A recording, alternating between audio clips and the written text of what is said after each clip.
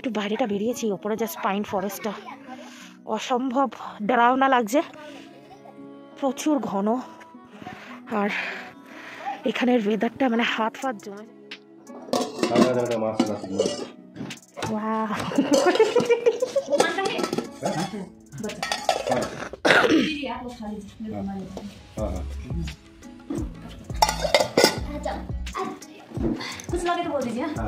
মা হেসে হেসে গেল তো।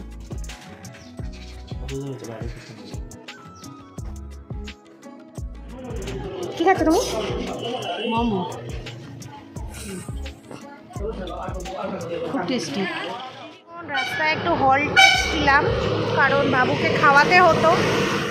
আর এখন আমরা এই সুমিরন রেস্টুরেন্টে যাব মোমো খেতে। মোমো খেতে যাব।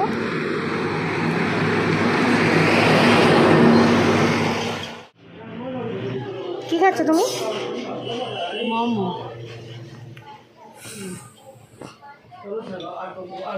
খুব টেস্টি।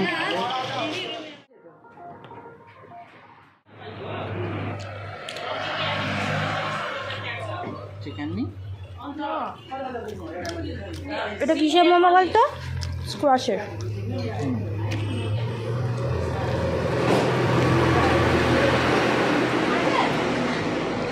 আছে সামনে রেখেছো, দেখেছো? আমাকে বললে না, তুমি আমাকে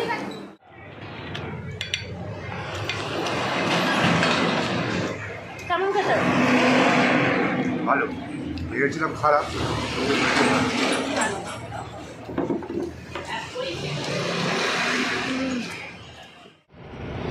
हम लोगों का सफ़र अभी तक ख़त्म नहीं हुआ, तो हम लोग फिर से कमला नींबू खाने आ गए इधर में।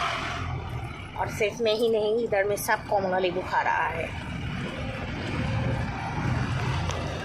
दिमाग बहुत घूम रहा है।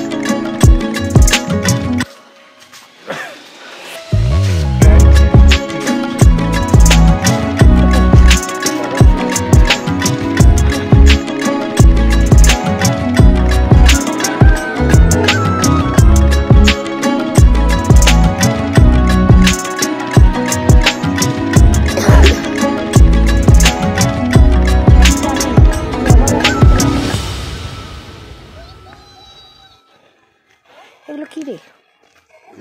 এও জিজ্ঞাসা করছিল। এ বাবু, এ বাবু, ওই বাবু, এ লড়কা, বাবু, ওই ओए भैया पिक्चर उठा। ओए बाबू, ओए ये क्या फल है? क्या है ये? टमाटर। সো এখন যে জায়গাটায় আমরা আছি সেটার নাম সিলারিগাঁও। আর এখানে এসেই টেম্পারেচার অনেকটা কম ছিল, মানে অনেকটা বলতে অনেকটা, এখানে তখন 3 কি 2 ডিগ্রি ছিল। আর এসে ওরা গরম গরম খাবার একদম ডাইনিং টেবিলে আমাদের সার্ভ করে দিয়েছিল, যেখানে ছিল স্কোয়াশের তরকারি, গরম ডাল, গরম ভাত, ডিমের কারি আর পাঁপড় ভাজা, সাথে স্যালাড ছিল। তো গিয়ে যা খিদে পেয়েছিল মারাত্মক, এবং খাবারটা খুব টেস্টি হয়েছিল, খুব টেস্টি হয়েছিল। সারা রাত ট্রেনে জার্নি করে, 4 ঘন্টা ধরে গাড়িতে জার্নি করে, এত পাহাড়ে গোল গোল চক্কর খেয়ে মানে যা রেটে খিদে পেয়েছিল, আর তেমনি ঠান্ডাও লাগছিল। সো আমরা এখানে খাবারটা খুব ভালো করে এনজয় করেছি। আর মানে এতটাই ভালো লাগছিল, মানে এতটা খিদে পেয়েছিল। তো বেসিক্যালি এটা সবার সাথেই হয়, সমুদ্রে বা পাহাড়ে যেখানেই ঘুরতে যাও না কেন, ঘুরতে গেলেই কিন্তু খিদে পায়। সেখানে এরকম মুখের সামনে যদি গরম গরম সার্ভ করে, আর ট্রেনেও ঠান্ডা খাবারই খেয়েছি আমরা, তো সেক্ষেত্রে মানে হেভেন লাগছিল। জায়গাটাও হেভেন, খাবারটাও হেভেন, এবং অনুভূতিটা তো হেভেনই ছিল।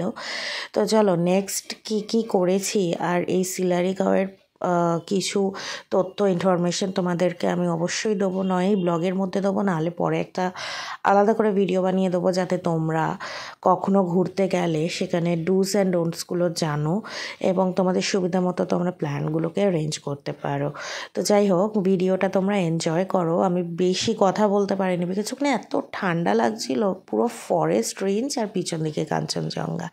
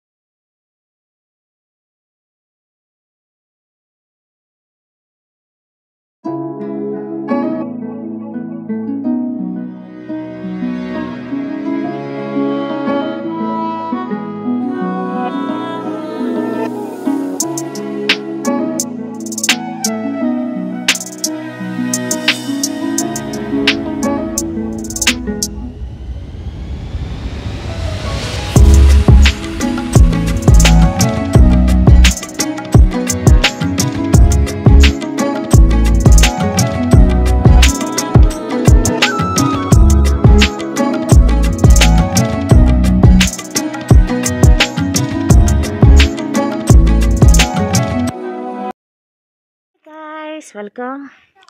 তা এখন ফাইনালি আমরা সিলারিগাঁও পৌঁছে গেছি। মারাত্মক ঠান্ডা এখন। কটা বাজে এখন? 4টে, 4:30, বিকেল 4:30 5টা বাজে। ঘড়িটা দেখা হয়নি, জাস্ট আমরা ডিনার লাঞ্চ কমপ্লিট করে একটু বাইরেটা বেরিয়েছি। ওপরে জাস্ট পাইন ফরেস্টটা অসম্ভব ডরাওনা লাগছে, প্রচুর ঘন। আর এখানের ওয়েদারটা মানে হাত ফাত জমে যাচ্ছে। জাস্ট একটু আগে অবধিও পিছন দিকে কাঞ্চনজঙ্ঘাটা দেখা যাচ্ছিল, বাট এখন মানে ক্রমশ অন্ধকার এবং মেঘ করে আসছে বলে সবটাই আর কি হয়ে গেছে। তো এত ভালো লাগছে, এত ভালো। এই দিকটা আবার আলো আছে, পিছনটা দেখতে পাচ্ছে কিনা আমি জানি না। কাঞ্চনজঙ্ঘা রেঞ্জটা খুব পরিষ্কার দেখা যাচ্ছে। কাল সকালবেলা অবশ্যই তোমাদের একটা ভিউ আমি দেব। আর হ্যাঁ, এখনো দেখা যাচ্ছে, দাঁড়া, এই দেখো একটু সূর্যের আলো পড়েছে। স্বাধীন, কাঞ্চনজঙ্ঘাটা দেখতে লাগছে, দেখ সূর্য ডুবছে, কাঞ্চনজঙ্ঘাটা দেখতে লাগছে, দেখ। অসাধারণ এক্সপিরিয়েন্স। কিন্তু এখানে কিন্তু মাইনাসে চলছে, রাতে আরো বেড়ে যাবে, জানি না কত। হাত পুরো ফ্রিজ হয়ে গেছে। কিছু বলবেন আপনি? কিরম লাগছে? খুব ভালো লাগছে বাবা। আর ঠান্ডাটা কিরম লাগছে? নাকে চাপা দিন, আপনার আবার কাঁচা জল বেরোতে পারে। আপনি এখন কি করতে বেরিয়েছেন? হাওয়া খেতে। হাওয়া খেতে? হ্যাঁ। ও ও হাওয়া খেতে বোঝা যাচ্ছে না কি জানি না, তবে প্রচুর ঠান্ডা লাগছে। বিকেলবেলা দেখা হচ্ছে আমাদের গরম গরম স্ন্যাক্স চার সাথে। আর পিছনে এই পাইন ফরেস্টে আমরা কালকে যাব। তোমাদের সাথে শেয়ার করব। সো অবশ্যই ব্লগটাতে নজর রাখো, সব কিছু একসাথে একটা ব্লগে দেওয়াটা সম্ভব না, তো আমি চেষ্টা করব পার্ট বাই পার্ট দিতে। বাট সিরিয়াসলি বলছি, সেই কোভিডের পর থেকে আর আসা হয়নি, মানে আমি সেইভাবে একটার পর একটা কিছু না কিছুতে আটকে ছিলাম। সো এতদিন পর এরকম একটা অফবিট জায়গায় এসে প্রচণ্ড আনন্দ পাচ্ছি, মানে লিটারেলি এই ভিউটা মানে চোখের সামনে যে কতটা সুন্দর এই ক্যামেরা বন্দি করে কিন্তু বোঝানো যাবে না। জাস্ট এনিওয়েজ, বিকেলবেলা কী কী স্ন্যাক্স খাচ্ছি সেটার মধ্যে দেখা হচ্ছে। চলো টাটা।